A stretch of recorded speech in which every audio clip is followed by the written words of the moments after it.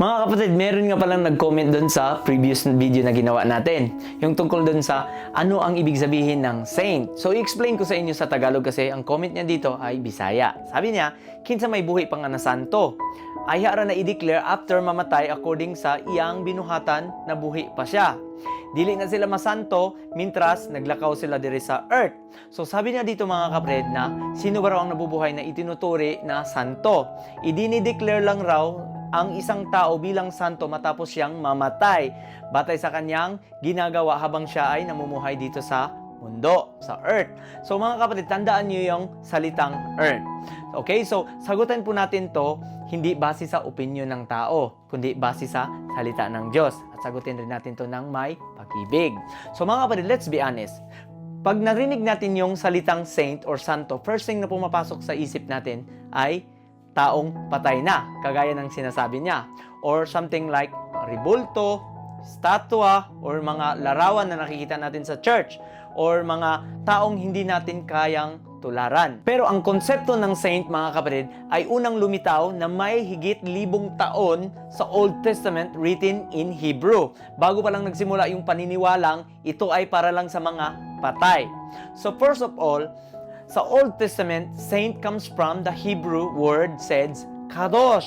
Ang ibig sabihin ng kadosh ay holy, set apart, consecrated, separated for God's purpose. So tandaan niyo yung apat na to ha.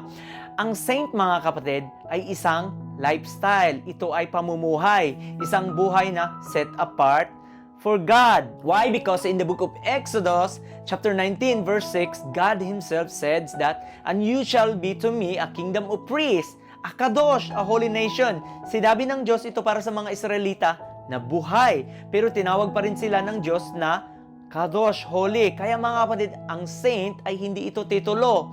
Hindi ito medalya na ibibinibigay pagkatapos na ikaw ay mamatay. In the book of Leviticus chapter 20 verse 7 said, God said, "Consecrate yourself therefore and be kadosh, be holy, for I am the Lord your God." Hindi sinabi ng Diyos, "Be holy after you die."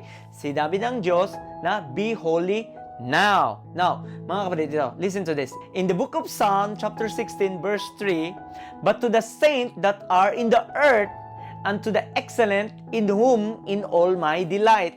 Malinaw mga kapatid na saint who are in earth. Nasa lupa, buhay, humihinga, naglalakad, nagtatrabaho. Sa Old Testament pa lang mga kapatid, malinaw na ang santo ay taong buhay na binubukod para sa Diyos. Okay, so let's go to the New Testament mga kapatid.